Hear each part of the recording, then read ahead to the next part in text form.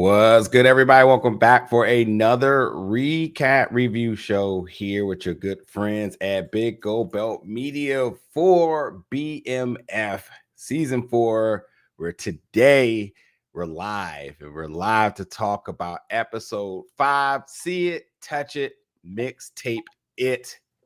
It's your boy Lucas there. I'm Niger, and we're very excited to be with you live today. Happy 4th of July. You all be safe out there.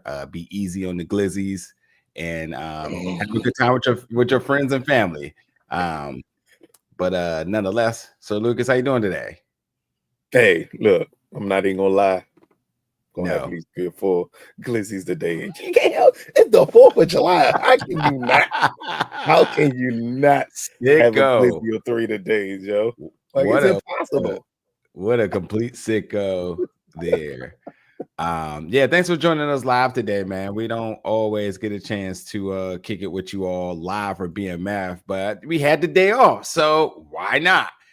So definitely, if you are joining us live, whether you are commuting to your destination or kicking back for festivities for later, definitely get in the comments, the live chat, and be a part of the conversation today. So for episode 5, before we get started, we did drop some additional content from All Things BMF. We do have 2 interviews available, one with Layla and LaWanda, who plays Nicole and LaWanda. Excuse me. We have get people's names together. We're gonna look at their her Sydney. There we go. I was like, I know her name. Sydney and Layla, who plays Nicole and LaWanda. And then we also got Donnell Rollins, who plays Uncle Alvin, which we know had an interesting episode there. And then next week, I'll just announce it now. We're going to have the man himself, Loco Roberto Sanchez, join us.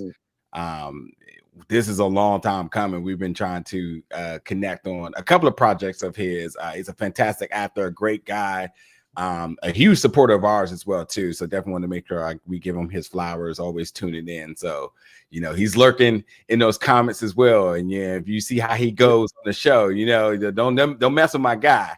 But nonetheless, very excited to talk about Loco come next week. But yeah, check out the 2 interviews we got now. Donnell is, of course, hilarious. He's also on tour, so take a look at his social medias. He might be in a town near you, which I believe he just left our city, and still got a lot more stops left on his tour. He's from DC, ain't he? He is not from DC. If he ain't, I swear to God, he be here all the time. He here every day. I swore I saw him at Ben's Chili Bowl like 3 days ago. Like, he's in DC all the time. But you automatically assume he was from DC. Yeah, let me actually see that. I don't think he is from DC. I don't think I knew that. I knew it. I knew he was from DC, Joe. I did not know that. I've seen him way too much for him not to be from DC. Not when you Google him, there's a picture of him in the go-go, though. That's the automatic man. Only outsider from DC that goes to the go-go all the time is Scarface. Like, yes.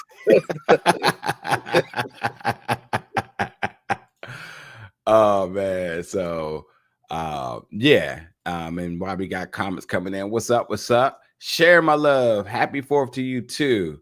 I appreciate you joining us today. But yeah, like I said, join the chat, and we'll definitely be reading off comments today. That being said, let's kick it off, because as every episode, we start in Mexico, and we have Meech getting him a nice little bath or whatever. But here we see a little kid show up, and we see different reactions to this little kid. Meech and Terry are like, "Hey, this is a kid. You know, what's up with him?" And this is consistent, I would say. I feel like they were always keen to being like the neighborhood heroes, you know, so giving back to the kids around them, or just being that sort of icon. We've talked about that sort of dynamic and in personal capacities, and obviously in show capacity. So right on par for them to see a kid and do not detect no threat. However, Loco with the top tier situational awareness is that is a Fed. He's working with the Fed. He is running intel of some sort and snagged this kid up. And Meech, I would say, even is to the point of saying like, whoa, what's happening? And then I say Terry is sitting back there like, whoa, that's just a kid. What you doing? So I think, more and more of these Mexico moments is us really seeing how the two brothers are developing, but ultimately what changed them. So this was a dope one. I don't think by any means this was a scene you just throw in there and say like, we got to stick to the Mexico stuff. So let's just throw anything in there. I think it's showing you why the brothers were drastically different when it came down to when the feds got really close to them, how they responded and ultimately how they started to get tacky in their communications, their movements, and all that other stuff. So, what did you think of the opening? Anything else you want to add to that? Just noticing that everybody's a threat. Like that was the key part of this is that, and we see it in other elements of other shows or movies that deal in this genre of showing you like even kids are threats because you never know what can happen. So for Loco to respond the way he did was very realistic because he's like, that kid don't belong here. Just because it's a kid doesn't mean that it's not something we need to look out for. And it is going to play in the future for BMF because technically, if you think about it, this is the way Meech moved because Meech eventually treated everyone like a threat. And that was important for him to see here that even the feds were willing to use anybody humanly possible to disarm you. And a kid is a perfect way to disarm you. Because if a 4-year-old or 6 or 8-year-old comes up to you, you're not going to perceive it as a threat. And be like, oh man, that's just a little kid. And you may be free or feel free to talk business around that kid. And they was like, nah, not at all. Treat them the same way. He could be 8, he could be 18. No different. That's a good point. I'll say really quickly, thanks for the comment. Dear Tammy, happy 4th to you as well, too. Enjoy your day. The homie had to stop through. What's up, AO Productions?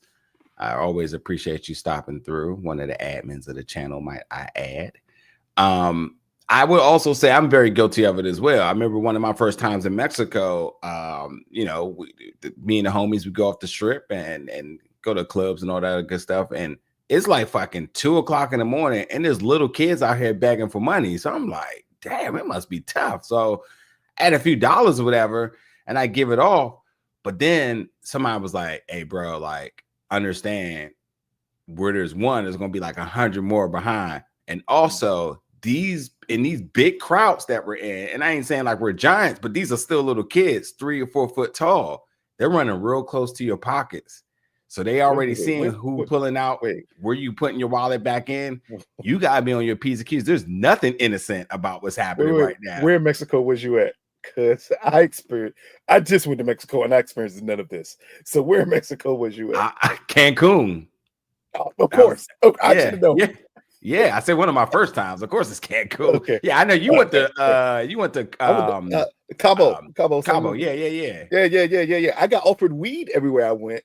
But literally, I got offered weed like 30 times in the club. I got it went. And I ain't even talking about in the club. I'm meaning leaving the hotel, walking the boardwalk. I got offered weed and women more than I've ever had in my life. Like if I said, nah, man, I'm good. I don't smoke.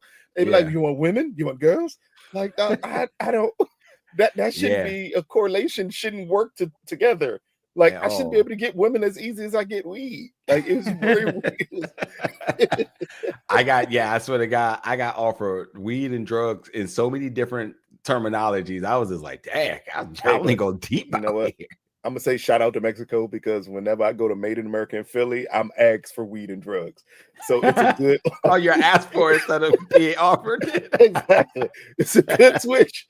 They don't just assume that I have it on me to give to people.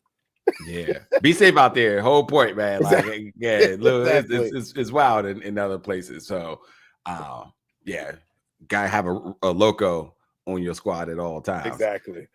But now we get to the ATL crib now, and Meech is now talking about the new product that's going to flood the streets here, and this is him pushing his artist Purdy. So we seeing the whole marketing campaign from the CDs, the posters, all that good stuff. Look, they're trying to not only make her a bigger star as they already view her, but they want to make sure she's flooded everywhere they go. And it's a hip hop joint, just to be clear. You know, we didn't go R&B where she was originally sort of put on at, but you know, hip hop. And he's also going to throw the Stomping Ground Records party. Now, I ain't gonna lie. Every time they say party, I just keep thinking about like, man, when we're gonna have the party with the Tigers in it. Like when we get to that point, like I know we're a little ways out, but that's all I keep waiting. Yeah, where were you when Big Meech brought the Tigers in? Like, keep waiting for that one. Now we get the Marquisha and T moment, and I'll be honest, man, the transgressions of this arc just hasn't hit for me. But it is T and Marquisha under the same roof, and obviously T is moving around with some tension, and you know he's asking about Boom, he's asking about the cop. He said, "Listen, are you? I know you're playing me. I had eyes on you, and he's not playing around. Like she and I don't know. Like, correct me if I'm wrong here. Do you think this is a sense of who Marquisha is, or do you think it's Lala's sort of performance why it always comes off as like mildly flirtatious, but never totally serious? Like and like it could just be the performance where it's like I never seem to be convinced of her. Whenever she's saying where she's just like, oh well, you know, I went to see Boom about Isaac, and like that is what she did, but like how she's delivering it, I'm like, as a guy, I'm not buying this. And even her sort of throwing herself at him, and obviously he ducked it the first time, but the second time he's all in. So it's almost like she is using her power of persuasion on everybody. Why would I not think, from T's perspective, you got the intel, you didn't see it, so you already are suspicious of her. But from personally to her, it's kind of like, I don't feel like she's doing anything but trying to get her way. Not trying to be convincing that she's doing something legit, but like kind of trying to keep T still under her thumb. So yeah, what are you sort of thinking of, like how this is sort of playing out between them? I think it's just I'm 100% sure that's the case here. As go back to the first episode of the conversation Marquisha has with the other girl when the girl's working in the office, and she said, well, he left you with nothing. Like, we need to do this so we're straight. I think that's Marquisha's whole goal, is that I don't want to be dependent on a guy to do anything for me. So if I got to use my sexuality to get it, again, it's what most women do. Damn it, I don't mean to sound like cruel to women, but it's a good strategy to have, is to use what you have to get what you want. And she understands that it disarms a lot of these dudes to put her sexuality forefront. And it works. And that was her whole goal here. I did like the conversations that they had, because T up here, because we got to always remember T is still young. So T's not thinking like she's thinking.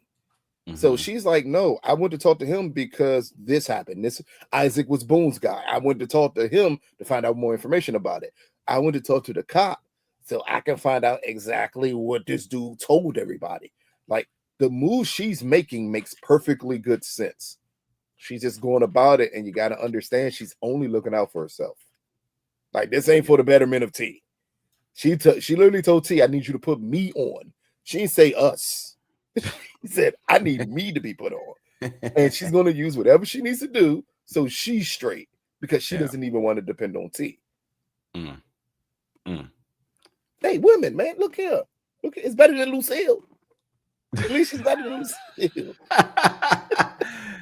The homie DeMarcus Baum stepping in today. Happy 4th of July to everyone. Happy 4th of July to you. And we have a comment stating Layla is not the best actress, so the vibe between her and Da Vinci is off. I want to say something, and it honestly, I see sort of perspective on both sides, because in a way it probably should be off, because if you are portraying to be an older woman talking to a younger boy, then you know it should look kind of awkward, feel awkward. And then also, I think we should be maybe a little uncomfortable just because of the fact, and much like you said, that we know that she is working a scheme behind doors. It's much different when you see an older man with a younger woman than it is an older woman with a younger man, because it's not necessarily being off. It's just that she has all the control. Like she understands the landscape much. You've never seen a situation where older woman's with a younger man and that older woman didn't understand the landscape much better than he did. But when you see the reverse of it, then it's more on equal playing grounds between an older man and a younger woman. So I think that's why it seems like the vibe is off between the two. It's because Marquisha's older. She's experienced way more life than T has. T is new to a lot of this, and T has no confidence. We always got to remember that with T.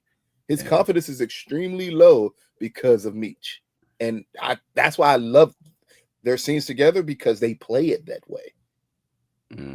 So I understand, I fully understand the thought process of, maybe because of the acting standpoint, but then look at the other side of it. If maybe the acting is so good because it's supposed to be that. Yeah. Because I'm not going to say nothing, but I saw Da Vinci in Real Love, which was the Mary J. Blige Lifetime movie, and their acting is not that far apart from one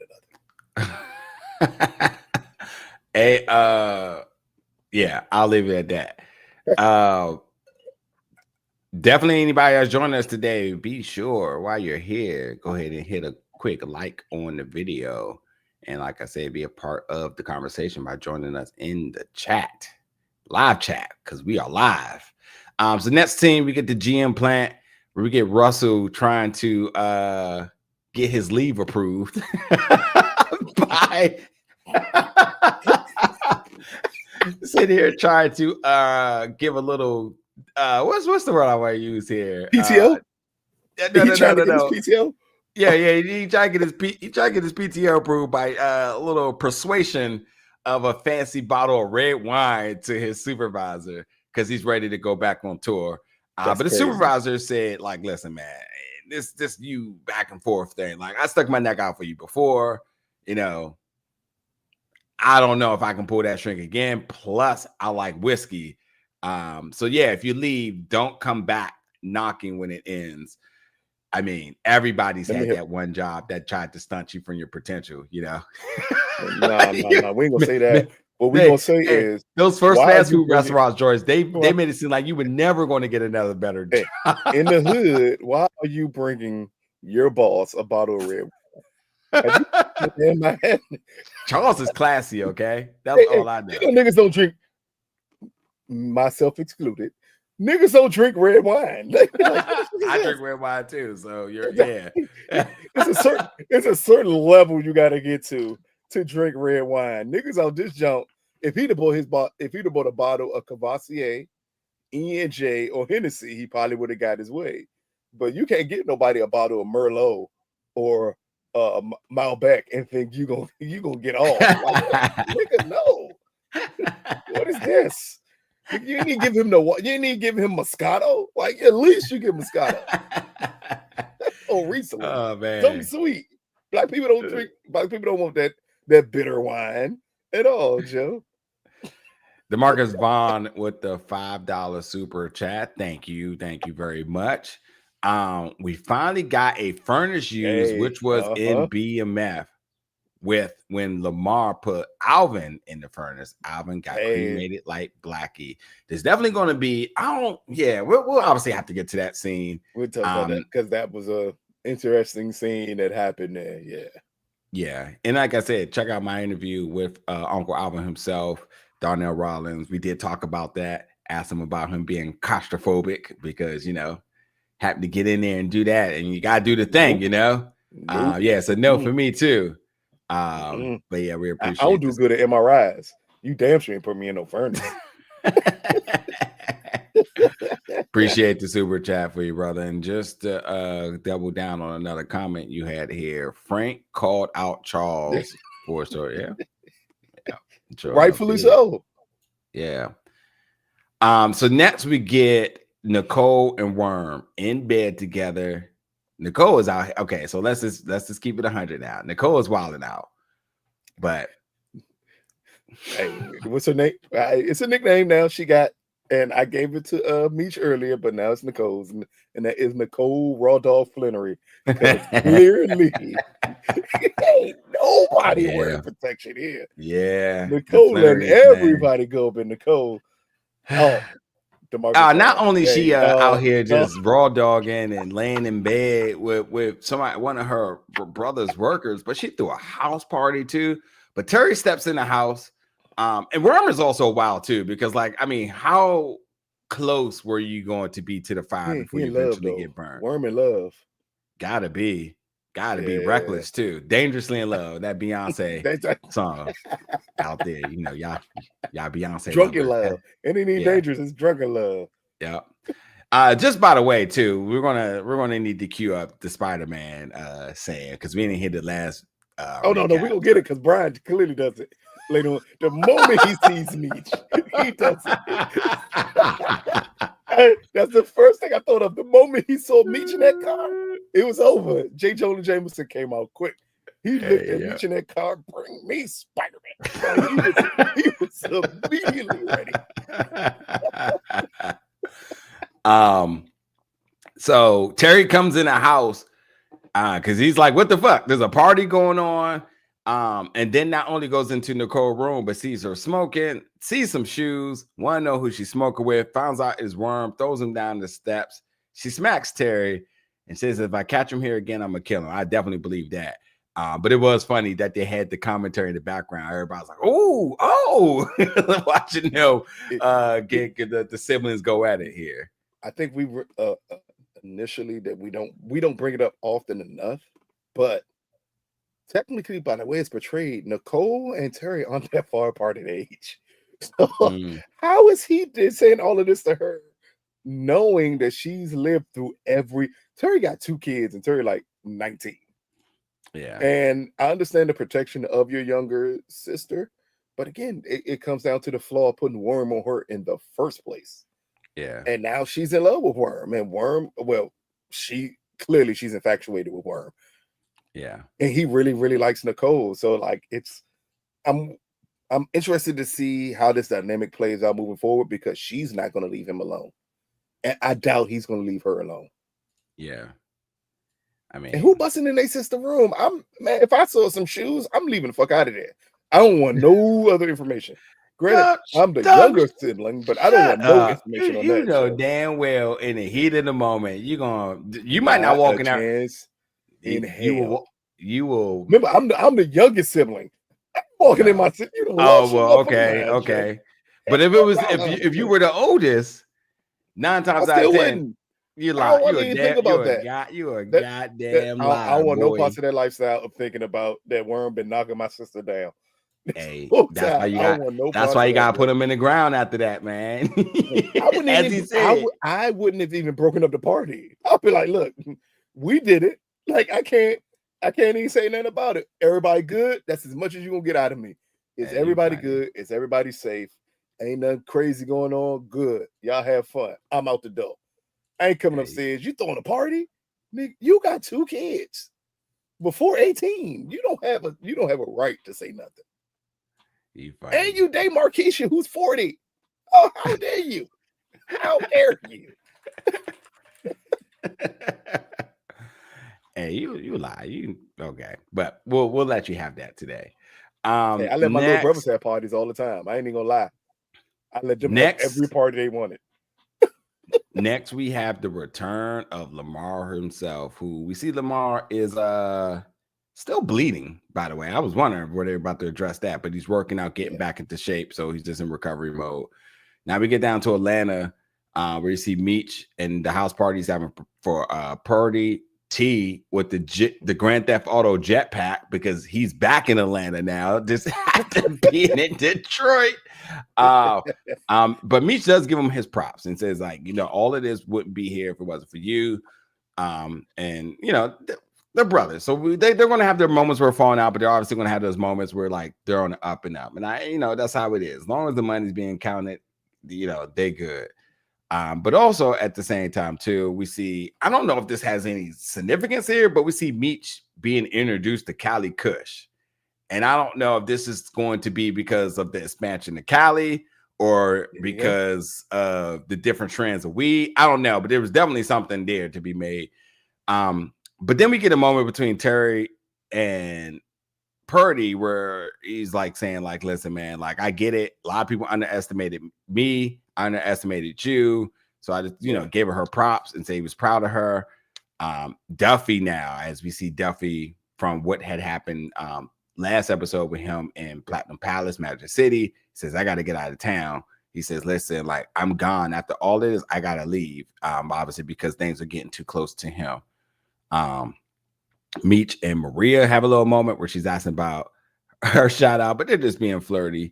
But then ultimately it's 10 o'clock a.m. for them to be throwing the party as early as well. But it's because they were getting ready to hear her song be played on the radio, only for Trill to have his new artist played, and everybody's looking around like, yo, what is happening?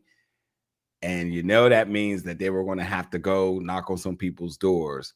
What did you make of the whole scene here and possibly what to come from all these different things? I mean, a lot of this is answered later on, but what did you sort of make at this moment?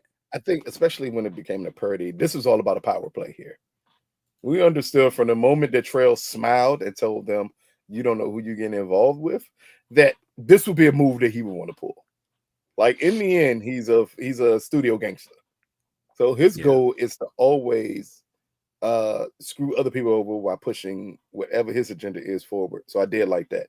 The party at 10 o'clock in the morning, I didn't mind one bit. So I'm from DC, where we throw parties at 9 to 10 o'clock in the morning. So that didn't bother me.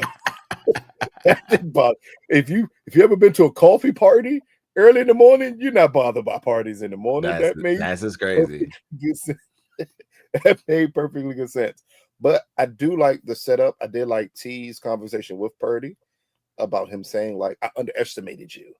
I did to you what other people did to me. Mm-hmm. Like, granted, as we get on later on in an episode, I have questions about Purdy's rap career, but like it was just nice to see that correlation that Terry makes between himself and her, because I think a lot of this season has been about Terry making these correlations between himself and other people about either his treatment or the perception of him. Yeah. So that was nice to just to show that element of it. But other than that, I think it's a lot of setup that pays off much better down later on in the episode when we see exactly what happens and exactly what this stuff started from. Yeah. Include Purdy's rapping, because granted, that song she played, it's better than Famous second song on Raising Canaan. Much better than that show. It's better than the coked out Erykah Badu song too. With Light Skin Keisha. Granted, Light Skin Keisha makes any song good, but she couldn't say that song. But Purdy, at least Purdy's song is better than that. In a realm of BMF and power songs, Purdy got like the third best hit. Like, nothing's topping Streets Need a Body, but she topped the Streets Need a Body remix and that other song by Famous. And anything by B-Rilla. B-Rilla ain't got a hit yet. We still wait. DeMarcus Vaughn brought up a comment that he's entirely right about. We can't forget that Worm is LaWanda's cousin. Exactly. Yeah, we didn't mention that last week, and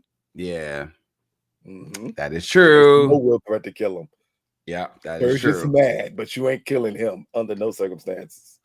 And DeMarcus, before that comment by saying, "Darling Nikki," my brother, if I don't give you credit for nothing else, I gotta give you credit for that. That made me laugh, and I had to hold it in as because that fits. That fits Nicole to the T right now. Yeah, she got a little piece, and she been going crazy ever since, Joe. Mm-hmm. Stephen Harris, happy 4th of July. Happy 4th to you. Robin, Peace Kings. What impact has Mexico had on the two brothers? It's typically how we start off the episode, but I tell you what, I will ensure, because next week we will have special guest Roberto Sanchez stopping through for a quick chat, who plays Loco, I think that's a great question to take right to him to say, you know, what is your perspective about the impact that Mexico has had on the two brothers? So we'll make sure we have that ready for you next week. Even from a show standpoint, the whole point of Mexico is to show the separation. For me, at least, is to show the separation between Meech and Terry, because even while Mexico is where we eventually, because of Mexico, we're going to see the separation of the brothers. That don't mean the business separates, but the way both of them separate completely differently. And I think Mexico is playing that huge part to show people what Meech's mindset is moving forward and Terry's mindset is moving forward. Yeah. Like, you know, they say sometimes you have a defining moment in a relationship, whether it be friendship, a romantic relationship, or even a sibling relationship, where that defining moment hits and then a separation happens and we can understand how you two operate differently. And I think that's what Mexico is being used for. Yep. And shout out to Mexico being real too. Because I questioned that in like episode 2, if they actually went to Mexico. And I'd be damned if one of them didn't give an interview and they brought up their time in Mexico. And I said, oh. Yeah. Oh, well, damn. All right. Yeah. Cecilia and Russell now, where Russell's like, hey, I got my second tour locked in. And you know, she's happy for you. Says she's going to miss it, but he wants her to come along. And with that sort of suggestion, she didn't say anything. She wants to talk about the fight that happened with Avery and want to discuss his anger. And then she mentions that whatever this is, we need to stop it before one of us gets hurt. I don't know if I want to spend too much time on this, but I do think it's interesting that maybe there's this idea that he has to sort of self-reflect about his inner anger that scared her, and potentially is he an angry person? Maybe. But then on the other end, I think is she being honest, and is she still in love with this guy Avery, which is how typically abusive relationships work, where she's just kind of feeling stuck in it, and you know, this could be an outlet for her to move forward. But we know what it is. And I'm saying Russell, Charles, where she could be moving forward with Charles, but you know, but with that, and with us understanding what this possibly could be, I think the only bigger question is, what does this mean for the story? Like, how is this relevant at this point? Like, does he realize like he got some self-reflecting to do, or does he realize he's never going to find nobody else? Does this intimately push him back to Lucille? Like, what does this happen here? I think this is just, as anyone can say, once you get out of something serious, that first relationship out of it just opens your heart to the possibility that love can happen moving forward. So I think that's the whole point of this with Charles, is that he was able to put himself out there. This whole situation of his anger, Avery attacked him and he defended himself. And if you're attacked by a woman's ex and that woman comes back and talks about your anger issues, it's because she's still in love with that person. That's all that is. She's still in love with Avery, and she's trying to put that off on Charles. But from the good part for Charles is that, again, it just opens the possibility of him finding someone else, because that was a key part of Nicole saying, hey, Pops, I just want you happy. It's okay, I can move on with someone else, and I don't have to be trapped into this relationship with Lucille. I think that's the most important element for him. But clearly, she's still in love with Avery, because other than that, as Charles clearly said from the beginning, he attacked me. Yeah. What did you expect me to do? Yeah. Robin Ground. Charles has some dog in him, which has been suppressed. Yeah, don't forget, he got down and dirty at in Atlanta. What was that thing? What's it called again? God, rap. How about to say the Rap Olympics? It's not the Rap Olympics. It's Rapper Jack. So Jack the Rapper. Jack the Rapper's event. Yeah. Shout out to talk to his family last year too. That was still one of the dopest experiences we've had for this show. But definitely for Charles. Like it's just ridiculous for I ain't gonna say she needs therapy, but you know, she needs therapy. Yes. She has to be aware of the situation she's in. She either needs I don't think it's therapy. necessarily a call for therapy. She's just in an abusive relationship, and she needs an out. Then she'll probably need the therapy, but the therapy ain't gonna do nothing but probably keep her in it. And Ray, no.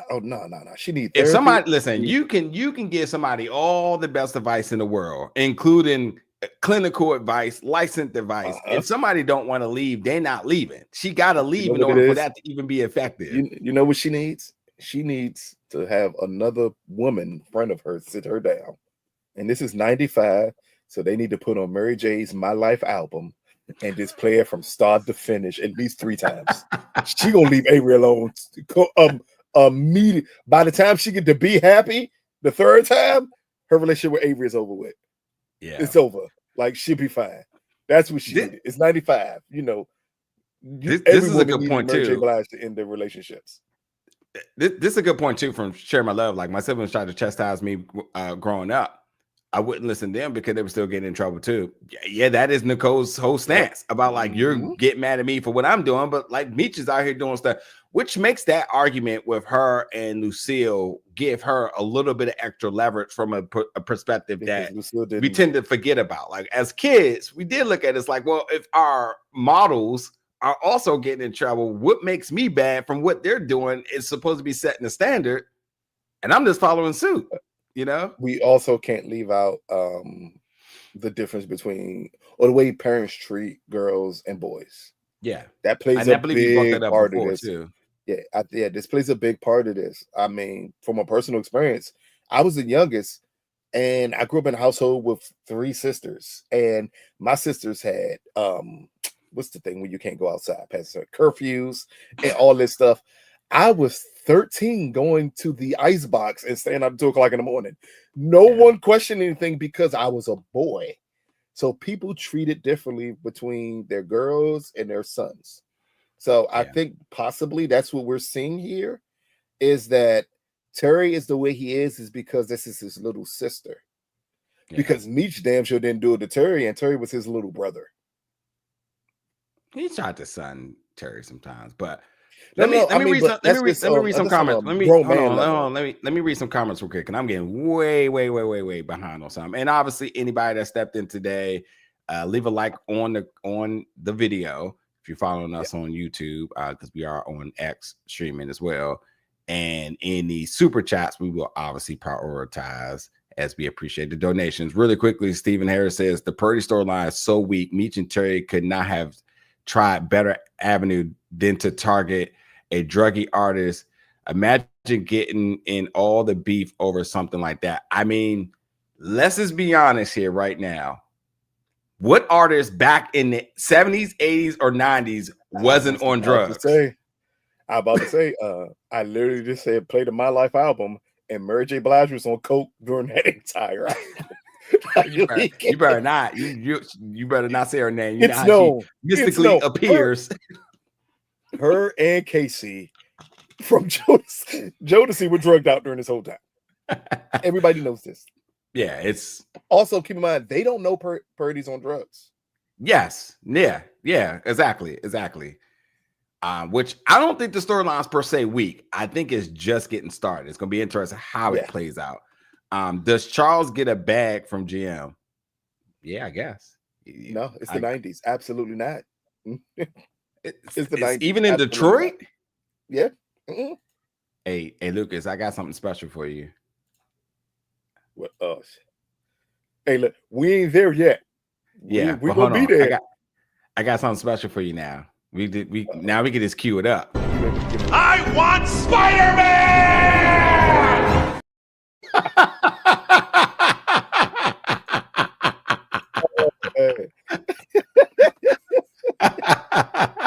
That's exactly how Brian was looking at Meech in that car. Like, he's Spider-Man. Like, he was so bad.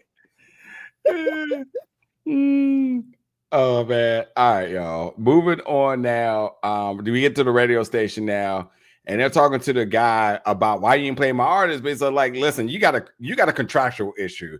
You might want to go to trail because we don't have clearance, and you don't have clearance to play the song.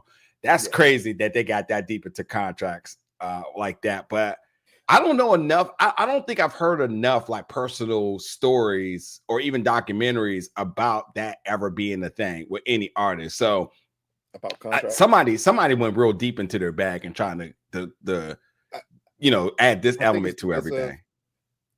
Don't pay attention to him saying you got to pay attention to your contracts. Pay attention way more that it's Trell. Because Trell went to the music station and said, don't you play this fucking artist or I'm going to sue you. Mm-hmm. Now, that's what it plays way more about Trell than it does anything about her actual contract. And that definitely happened back in the day. As you hear rappers talk about it all the time about putting songs on radio and they couldn't get it, no matter how hot that song was, because the label didn't get a clearance for it to be put on there. See, I never heard that. I just heard it was always politics because of like what DJs wanted to play certain artists. I didn't hear nothing about it being contract, but like, if you were a certain artist and you wasn't in with certain stations or certain DJs, they wasn't playing it. But I never heard them really get down to the point of them saying like there was clearance aspects to it, If a label don't want a song on the radio, keep in mind, especially even now, if a label doesn't want a song on the radio, they can pull it. Yeah, I get the reverse. And they pull it immediately. Yeah. So back then in the 90s, DJs didn't even take that risk. If Trell technically is telling him he owns all Purdy's rights. So Meech and them come with a record and he like, nah, that's my artist. Yeah. You play that shit, you play it once, you never play it again. Yeah. And back in the 90s, radio plays the most important aspect of music. So you gotta, whatever the label says, that's what you gotta go with. And yeah, definitely DJs played their favorite artists, but only because the label presented the record to them to play in the first place. But Meech and Terry are operating off a sense of thinking everything is squared away, and Trell probably came to the label, to the radio station and said, hey, nothing's squared away. I just feel like maybe it'll be a problem. I feel like this is maybe more of them just understanding more about the business and learning on the fly. Like you don't make it a reality. Like, hey, you got money, and because you went from being drug dealers to wanting to be a record label, that it was just going to be a fluent transition, So they tried to, I think they tried to add some realism to that. You're not going to just be records that he recorded with Death Row in between Life After Death, All Eyes on Me, and Me Against the World. When he was between two labels, Pac recorded some records in between, and that could never be played on radio because they were affiliated with Death Row. And he wasn't out of his record deal. Yeah, same exact thing, no difference. Yeah. All right, so now they go to see Trell, and they want to obtain he says I obtained the rights for her public performances, and basically they make a threat saying I'm gonna see you soon. Now we see Bryant and Hardy. They talk about they got a stripper in there, who they are going to interrogate because they're still trying to get Duffy's real name, and basically, that's their whole goal. So I need to get a name for it. And when he goes in there and interrogates, it's like, hey, give me the name, otherwise, because this is the threat they always use with strippers. I see that CPS has visited you 100 times. One more time and you're going to lose your kid. So give me what I want, or I'm going to make your night a living hell. And of course, she does give up Duffy because we see later that he figures it out. I'm asked this question, and the audience can answer, and you can answer too. Why would a stripper know his real name? Who knows? I don't know. Maybe. I can tell you why, because maybe they too comfortable with these girls thinking that they're really their girls. But also it could but it could be true though, because they do got Platinum Palace on lock. They do. So people know Big Meech. But everybody calls him Duffy. At what point in time would he give a stripper? No. I don't think she's going after. Correct me if I'm wrong. I don't think he was actually trying to obtain like his government name. I think the whole thing was that they were just trying to get his. He was going under an alias, but he really is being called by. They knew. Oh, my bad. Then I thought they knew him as Duffy. Yeah. From last episode when he points him out to Brian and says, "I told he said," and this is the guy who we arrested a couple of times, because if you arrested him, you already know his name. Yeah. Like, that's true. No. They didn't say they arrested him. They said we beat him down a few times. They said he caught hands. And why does every stripper have children? Like, ain't none of you strippers without kids. Like every stripper has CPS issues. That ain't true. I know a lot of strippers who don't have CPS issues. But this is 90s, and this is Platinum Pilots, which is Magic City. So it's a good chance in Atlanta that all you strippers have children issues, which is crazy. Yeah, this right here, Don Ginkgo was Duffy's alias name. All right, so moving on now, we got T gambling because he's trying to clean some cash, but he's obviously losing. B-Mickie's calling Terry to give the intel about Jay Pusha, asking if now he can go back home to be with his daughter because she's getting ready to have her surgery. And T at one point is like, nah, finish up the work. But ultimately, B-Mickie was able to convince him because, you know, as a father, you know, I need to be there. He wasn't there for his mother's death. This is something that he knew he had to be there for. Now we get Charles. Now he's getting ready to go back on tour. So he goes to the pawn shop to get his baby back. Now I thought, unless I am tripping here, was this was the guitar that Meech got him? Yes. Or am I tripping? The pawning. Yeah, okay. Because Meech got it to him to go on tour with it. Okay, right. So so he went back to go get his guitar. He tried to play it clean. The guy said the price went up since he sold it, but then he sees Lucille's ring. And the guy, the store worker is hyping her up, this fine red bone, but only to detect that, he's clearly talking about Charles's wife, and he reads the room, and then he gives him the guitar for the regular price. My man dropped the price of the guitar after he seen Charles was sad. You're like, my bad, dog. My bad. Hey, like they said, Charles got that dog in him. He might have caught hands. He kept going. I was expecting Charles to whoop his ass in there for that guitar. And when he in the ring, when Charles said, "Oh, this is what I owe," and he like the price, he hit him with the Fat Joe's. Yesterday's prices and not today's price. I thought Charles was about to whoop his ass right then and there. And then Charles saw that ring, and he saw Charles. And he said, "Nah, dog, I'm gonna just go ahead. Let me give you this guitar so you get up out of here." Yeah, but $3,500 for the ring. The ring said $3,500. Dog. Yeah. Not Charles out this junk like mortgaging his future to marry Lucille. That's crazy. Yeah, I would say, like, to DeMarcus' comment here, I'm not sure if it mattered which one she used the money for, to get her out of jail or to out of jail. Or for her room and board. I mean, the money was going to be spent one way or another. Either she had the money in the first place and got it out or whatever, but I don't think there's nothing to really make it at. And we also got to keep in mind, she didn't even think about pawning the ring until her girlfriend until her girlfriend said something about it. Like it never popped into Lucille's head that was even an option to pawn that ring. Somebody said they're related too, and I don't know if I picked up on that, but that's not so much her girlfriend, but somebody she's related to. But whatever, her girlfriend, sister, cousin, whatever it is. No big deal. Everybody got cousins, so I mean, ain't no telling at this point. All right, moving on now. We got Loco and Meech now. So Loco said it was important, or Meech said it was important that I come see you. I'm sorry. Loco said it was important that I come see you in person because Pusha, not your friend. He wanted to do a pact with me without you. Meech only to come to realize that he can't trust him either. And then after that, he ends up calling why can't I think of his name right now? He ends up calling somebody, talking in code, saying like, listen, we can't trust Jay Pusha. So in this case, man, maybe we got to take him out or, remove him from the picture, and maybe the person under him, Sterl, he called Sterl, basically mentioning that like they may have to resort to the second in line. He may be more easier to deal with, but we'll see. We know what happens later. We'll talk about that in 1 minute. Mm-hmm. But I will say really quickly here, I mean, Loco coming through and being 100.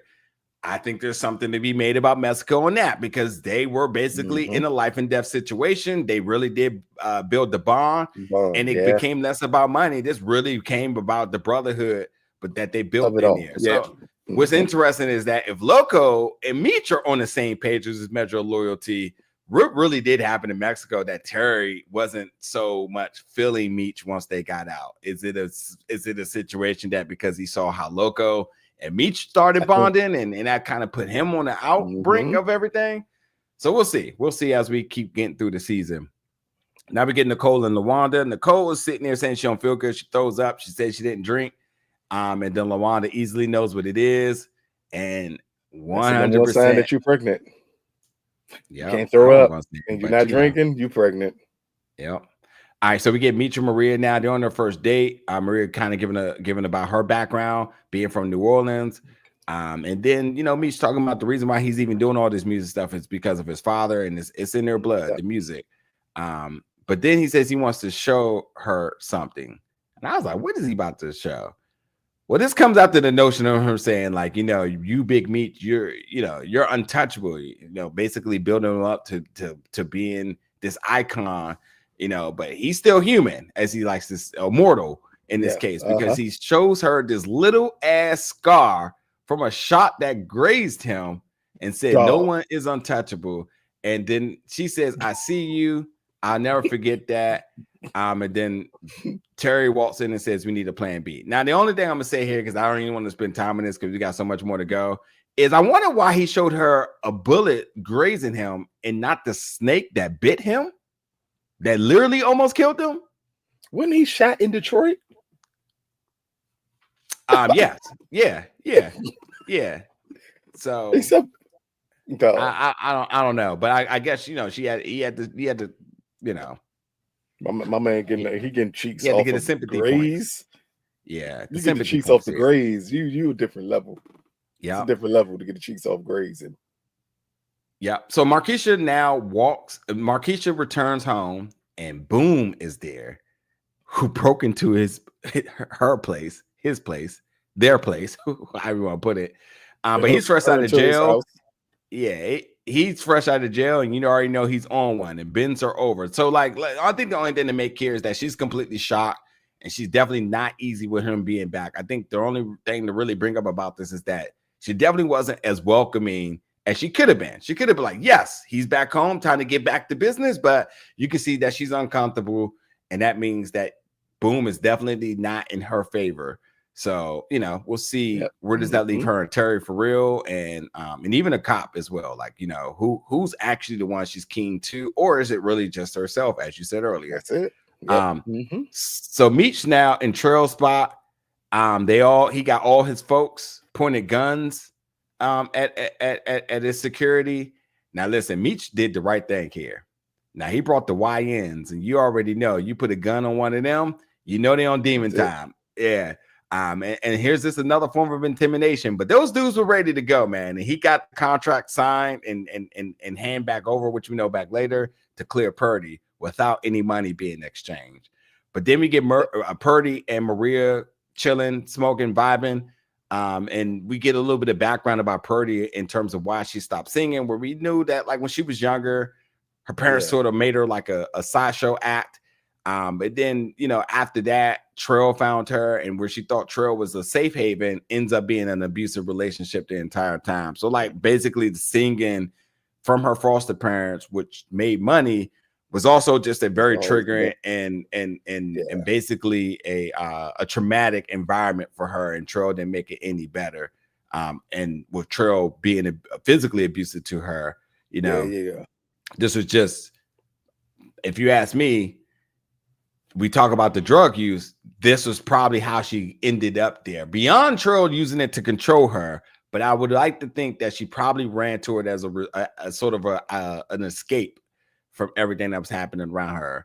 But ultimately, Meech and Terry comes back in with the contract, and she's completely free. Now we get Alvin and his dead body fetish, kink, freaky guy. And Lamar's back.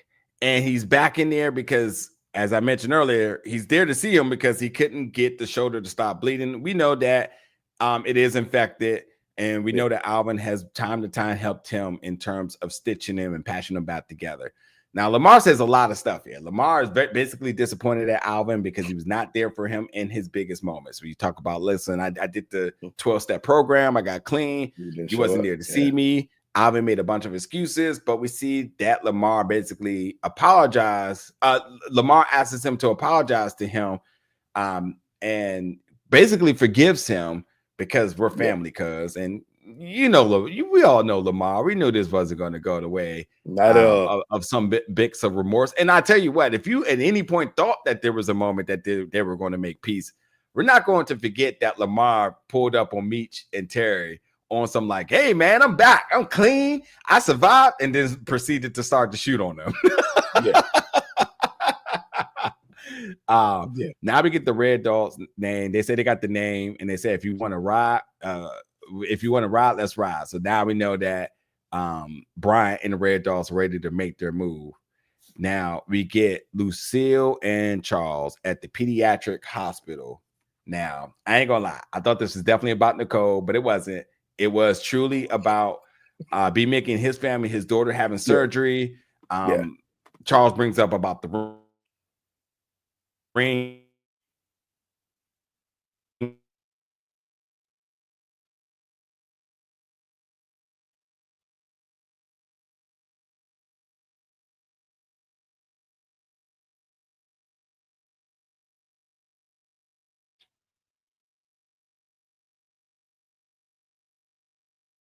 Getting his guitar back, but asking why he sold the ring. She basically pushes off.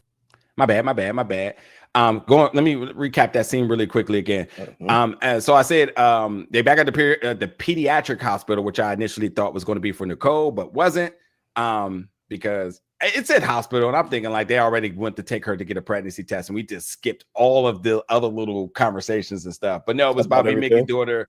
Charles brings up about the ring. The ring isn't relevant right now. Lucille pushes it off. But it is about B-Mickie and his daughter's surgery. B-Mickie is panicking. Lucille has everybody to come together for a prayer, only to get the good news that she will make a full recovery. And, things are on and up from the family side for B-Mickie, Mr. Mickey, as they said. Now Nicole is pacing, looking at her watch, and I'm like, oh, what's going on here? That's because she was waiting for her results of her pregnancy test. And she comes downstairs and she finds out she's pregnant. She breaks down crying.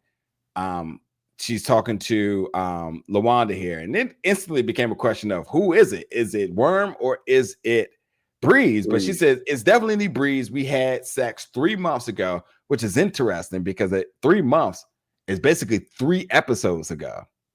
Yeah. Because if they're talking about the car scene, that was 2 or 3 episodes ago. Yeah. But nonetheless, he said before he left for college, and so she's very sure that it's his. That makes sense.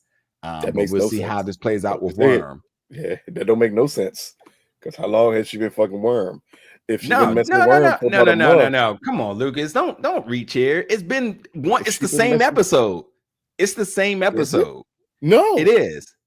How, even if you do one episode per month, then they did it last episode, which makes it 1 month ago.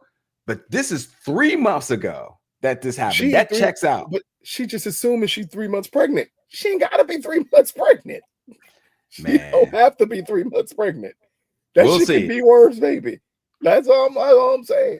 Of course, they'll try to build up the dynamic, but this should be a no-brainer that it's Worm. It really, I mean, it should be Breeze.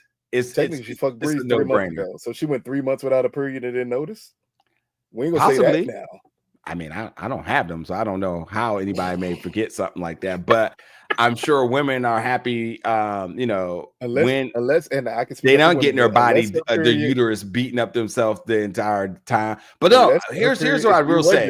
Then it's an interesting story aspect to put into it of LaWanda even asking that question, because LaWanda knows like it's a possibility for sure. But I also think there's going to be. I think the angle that happens here is that once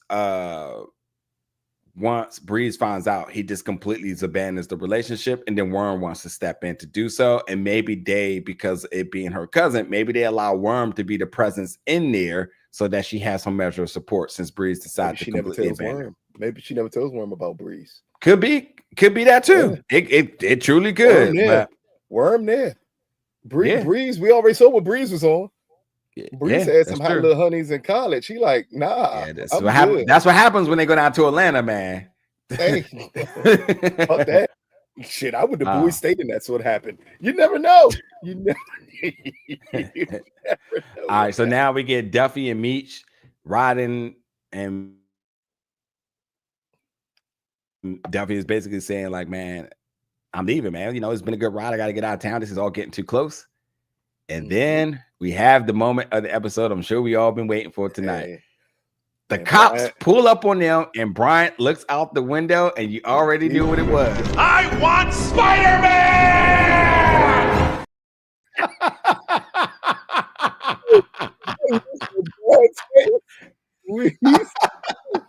Oh my goodness. I said it. I said it in my, for people that don't know, this ain't nothing made up. I say it in my house. So we watch an episode and I see Brian's face and I said, bring me Spider-Man. Like Bryant was ready immediately the moment he saw Meech in that car. Thank you. It's a good comment. It's a good comment. Yeah. Thank you. But also, this is also a good comment. I went to Morgan. So you already know. You already know. You already know. Hey, I ain't gonna lie to you. Them Morgan, Trinity, DC, all them schools where it was all girl schools, man, y'all, woo, Lord. All the nigga had to do was shimmy, and he could get whatever he wanted.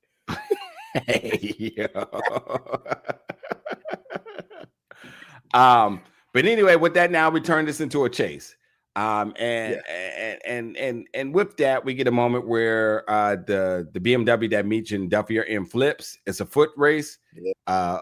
Duffy, for whatever reason, decides to pull now I don't know about you OG gamers out there, but back in the day when I was a hardcore Madden and all sorts of other different types of football video games, I always like to say my favorite game back in the day was Game Day 98 because Barry Sanders was unstoppable in it. But I'm gonna tell you right now, if you hold that juke button too long, my boy is pulling the hamstring, but he's still gonna break for a 100-yard run.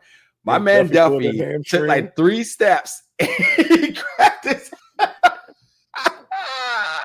was like, he grabbed his hamstring, you knew, didn't he? Over. I was like, yeah, fried. I was like, dude is fried off that. But yeah, after that, Meech finds his way out. Duffy gets caught and gets beat. Yeah. We'll talk about that in a moment because we got a $5 super chat coming in saying Brian should have questioned Duffy about what happened to Kenny Johnson. Well, he doesn't. We don't have a conversation yet, right? He was just beating the shit out of Duffy. Yeah. Yeah, the interrogation's gotta happen back at the station. There's going to be some questions for sure. Yeah. DeMarcus, hold up, buddy, hold up, because not only you talking about Kenny Johnson. You know what? Hold on. Let me make this very clear. There's only one person that Brian wants right now. I want Spider-Man. Kenny Johnson. If it ain't Spider-Man, he caught Duffy. He is. Where is Meech? That's all he can say. Where is Meech? That's the only person Brian wants. He don't care about Stomping Ground. Keep in mind here, I want you to keep in mind the true problem here. He arrested Duffy. He is not a cop in this city. How the hell is he arresting Duffy? He's not a cop in this city. Okay, he is just there. Axel Foley never arrested anybody in Beverly Hills Cop because he wasn't a cop there. John McClane never arrested anybody in Nakatomi Tower because he was not a cop there. Brian's a cop here. Okay, he can't arrest anybody. He can't even question Duffy once Duffy's in jail. I am waiting to see how they play this out properly. I do have some thoughts, but DeMarcus, let me ask you, what did you think the interest with Kenny Johnson? How does that play relevance right now when we know Brian is only focused on Meech? Let's not forget that he hasn't even brought up T at all. No pictures, no thoughts, no he has a brother, no anything, not nothing about Loco, like none of this. He literally is looking for Meech and Meech only. Kenny could get Brian some information on the stolen cars to get to Meech. I mean, so could Duffy, I would imagine, right? Well, I think that the goal is to use Duffy to get to Kenny to get to Meech. Okay. That makes sense, but we also got to keep in mind that I don't think Brian is thinking logically. Everything is about Meech for him. Yeah. So, and that's going to be his problem, because Duffy just brought up that he did something in Detroit. But unfortunately, if Duffy did something in Detroit, Atlanta would ship him back to Detroit because they would have nothing on him. So Atlanta would have to let Duffy go. But if he has a warrant in Detroit for anything, he has to be sent back to Detroit, where we always got to remember Brian is not on good terms at all with the police department in Detroit. So then he would get no information. That's why I say it's very interesting to see how this plays out here, because Brian shouldn't even be able to interrogate Duffy in any way, being a cop from Detroit in Atlanta. That should not be a problem for Duffy at all. Yeah. Yeah, we'll see. We'll see. You might be on to something there. Let me reach your next comment here. Duffy may not. So that's what I really want to talk about. And I don't want to. I really want to lead that conversation for next week, because it is going to be a conversation of, like, with so many people in question about their loyalty right now, who is going to stand 10 toes down? I feel like Duffy is. So let's actually just really quickly, anybody that's still watching us live, is Duffy going to stay loyal? Let's get some votes in the chat. Y'all think Duffy going to stay loyal? Let us know. If you do think he's going to snitch, let us know. The Kenny Johnson one, we'll hang off on that one just yet. We'll hang off on that one. The next comment. No, we've not seen any you can't just transfer a cop from one jurisdiction to the next. From personal experience, you can't transfer one cop from one jurisdiction to the next. They don't operate that way. Yeah. That's what makes it silly, though. And I understand the question, because that's what makes it so silly here, the way Brian is pursuing everything. But we also got to keep in mind, Brian had his ass beat by the Red Dogs for that reason. I don't know if this is the case, because if he did get a lateral, then they wouldn't have beat him, and they wouldn't have said, "Why are you a cop here?" There was a whole conversation about what are you doing here? They would have known.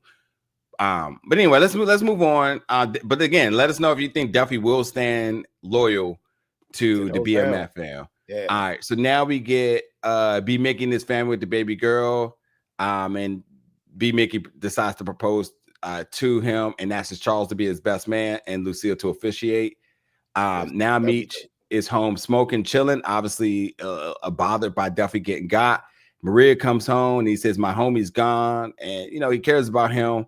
He opens up about his relationship with Duffy, and then they of course have to have sex. But the only thing I want to say is that I'm surprised that he feels like Duffy's gone, as in his sense of, like, he can't get my man a lawyer. He's not gonna be able to help him with any resources.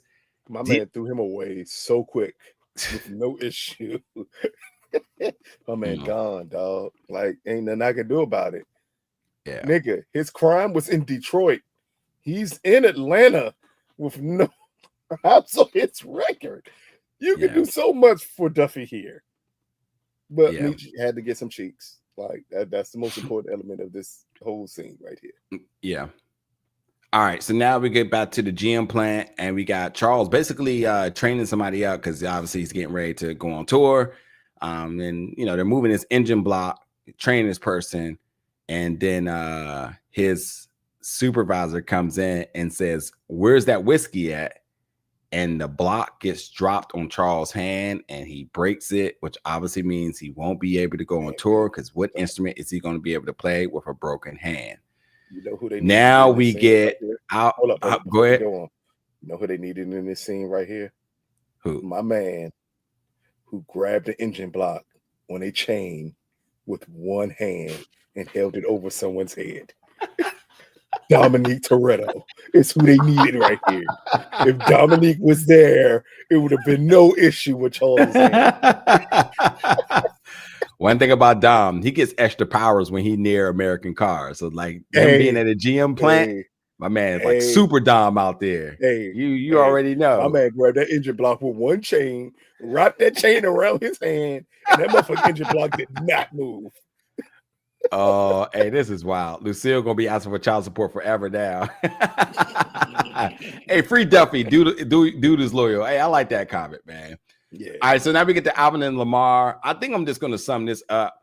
That Lamar is basically just trying to act like it's all good, only to cremate, put him in the furnace, set him on fire, cremates him, ashes to ashes. And then he takes the hearse because, of course, the Grim Reaper has to drive, or the Undertaker has to drive a hearse here. So we now see like Lamar's back on demon time here. Yeah, then we say all that year for Lamar is my Undertaker. Like that. We already know.